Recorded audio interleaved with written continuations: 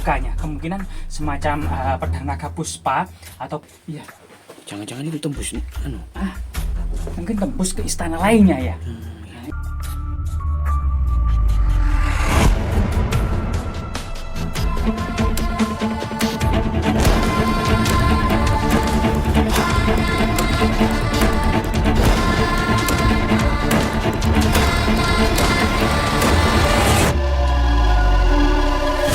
Menelusuri jejak-jejak peradaban leluhur kita, ada semacam gua atau lorong rahasia atau yang menurut cerita tutur yang berkembang di masyarakat, di dalamnya ada semacam istana yang terpendam tanah di pinggir jalan raya ya. Kita mulai memasuki area ini, rahayu. Nah, di mana kemudian situs ini masih disakralkan oleh sebagian masyarakat atau digunakan sebagai situs religi. Ada perdukaan yang cukup banyak, yang artinya memang situs ini sangat sakral. Rahayu. Untuk bagian pintu masuk ini ternyata sangat rendah ya, sehingga kita agak jongkok. Kalau tidak jongkok pasti kepala kita terbentur. Nah ini rahayu. Nah, bagian depan pintu ini ternyata ada semacam persajian. Ada kemudian minyak wangi, kendi, kopi, bunga-bunga wewangian persajian ya. Dan ini ada tulisan Jawa yang terbaca Pesanggerahan Goa Putuk Kursi. Nah, coba kita, Mbah permisi, putunipun sowan, coba kita diizinkan untuk memasuki gua atau istana terpendam tanah ini ya. Nah, ternyata seperti ini ya teman-teman. Batu-batunya itu mirip permata, black diamond ya, dan dinding-dindingnya itu sangat merah ya, atau batuan-batuan merah, redstone ya. Coba kita memasuki teman-teman.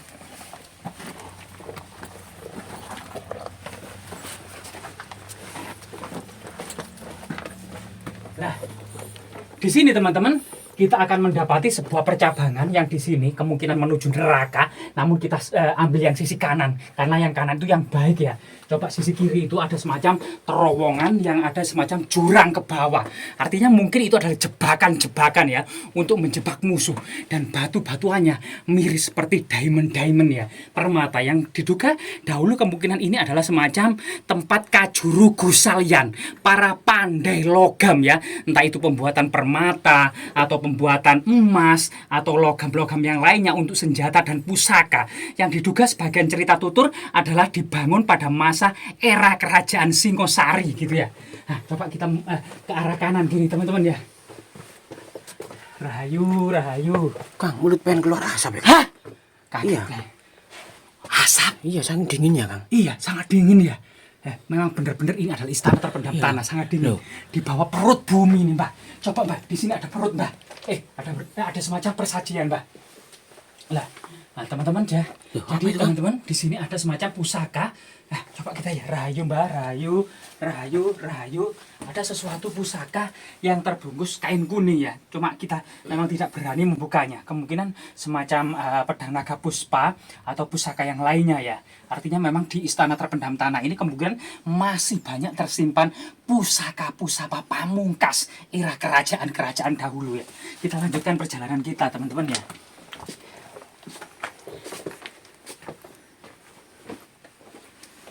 Nah, jadi di sini itu ada semacam batu hitam ya yang sangat besar menyerupai sosok-sosok wajah yang menyeramkan atau kepala ular naga ya. Nah, coba kita memasuki lorong yang sangat gelap gulita gitu ya. Nah, di sini kita memasuki lorong yang sangat gelap gulita. Dan memang gua-gua pertapaan ini memang mulai dibangun era Airlangga ya. Ada gua Gunung Kawi di Pulau Bali ya, atau gua Gajah, gua Selomangleng yang ada di Kadiri, gua Selomangleng yang ada di Tulungagung, gua Gembyang yang ada di Mojokerto. Ini diduga gua-gua ini dibangun pada masa Airlangga. Kemudian ada gua-gua yang ada di lereng Gunung Penanggungan yang diduga juga dilanjutkan atau dibangun pada masa Kerajaan Majapahit sebagai pertapaan para resi. Nah, ini. Coba kita terus. Nah, jadi suasananya itu ternyata sangat-sangat gelap ya. Jadi di situ itu ternyata bayangan-bayangan kita ya. Seperti perumpamaan kehidupan ini ya. Seakan-akan kita hanya di bayangan saja. Ada ruangan lagi.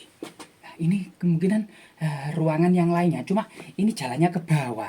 Coba kita cari yang atas saja, Mbak. Di sini, Mbak. Iya. Jangan-jangan itu tembus Mungkin tembus ke istana lainnya ya. ini seakan-akan buntu gitu ya.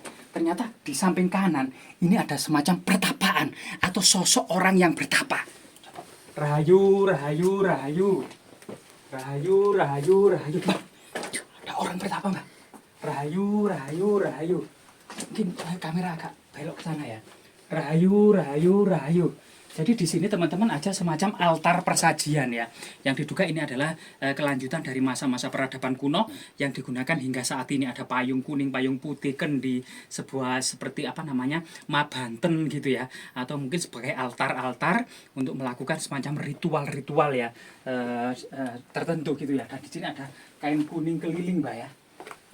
Kain kuning keliling, berarti gua ini masih dimanfaatkan oleh sebagian masyarakat sebagai situs religi. Nah, coba kita cari lorong yang lainnya, Mbak ya. Nah, jadi dinding-dindingnya itu seperti ini. Kemungkinan ini memang apa namanya ya, loh. Ada orang kan? Jadi coba di sana kemungkinan ada orang yang masih bertapa gitu ya. Coba kita ke arah sini aja, Mbak ya. Nah, ini.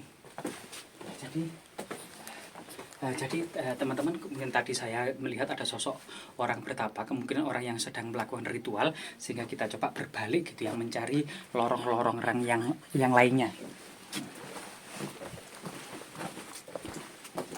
Nah, jadi lokasi di sini ini ada semacam tangga menurun ya, ada anak tangga yang menurun, kemungkinan kita akan memasuki perut bumi. Nah, coba kita masuk.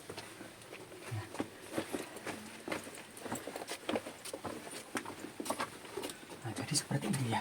Ini ada hewan apa ini? Kayaknya apa? Laba-laba ini.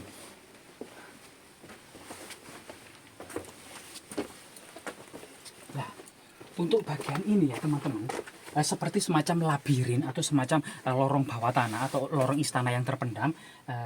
Tapi kesannya kita itu sensasinya itu sama dengan di perut ular raksasa. Seperti ini coba. Nah, bayangkan loh. Jadi di sini ini seperti perut ular raksasa ya, teman-teman ya. Nah ini coba kita center kita ya. Nah, jadi di sini malah mirip seperti semacam perut ular raksasa ya. Ada semacam kertip-kertip atau apa, cahaya kecil-kecil yang memantulkan sinar lampu kita. Kemungkinan itu adalah semacam logam-logam mulia ya. Jadi konon ada cerita yang juru kunci dari gua ini adalah Mbah Jadi. Itu pernah bercerita kepada kita bahwasanya ada orang Eropa atau semacam peneliti atau riset atau orang Belanda gitu ya, yang kemudian mengambil beberapa batu yang dibawa pulang. Selang beberapa hari kemudian datang kembali ke sini membawa sembako, dibagikan kepada seluruh warga di kampung ini. Katanya penelitiannya itu apa namanya sukses, dan batu tersebut sampai saat ini tuh tidak dipublikasikan. Batu apa sebenarnya, sangat misterius. Kemungkinan ada semacam sesuatu yang berharga ya dalam ilmu pengetahuan. Namun memang sampai saat ini tidak diketahui atau masyarakat tidak diberitahu batu apa yang dimaksud. Nah, di sini kita akan mengetahui dinding-dinding ini seperti lorong-lorong kubah ya. Ada lengkung katedral, seperti lengkung katedral ya. Nah, di sini semua batuannya itu warna merah. Nah, ternyata semacam kita sangat merinding. Nah, untuk bagian pertama ini kita akan mendapati relung ya ke kiri. Ada semacam relung tertentu. Loh, ternyata di sini kita pertigaan lagi. Coba kita masuk ke kiri aja Mbak ya. Jadi seperti ini ya batu-batuannya. Nah, seperti ini ada semacam putih-putih atau dan apa namanya merah-merah, terutama ini. Nah, kemungkinan ini batuan semacam apa ya? Semacam Arkenstone atau semacam hati gunung ya, hati gunung semacam. Nah ini. Nah, memang warnanya itu seperti hati. Jadi kemerah-merahan seperti ini, teman-teman. Nah, ini. Dan di sini memang banyak lorong-lorong. Kita tadi sudah ada 4 kali pertigaan ya atau percabangan ya.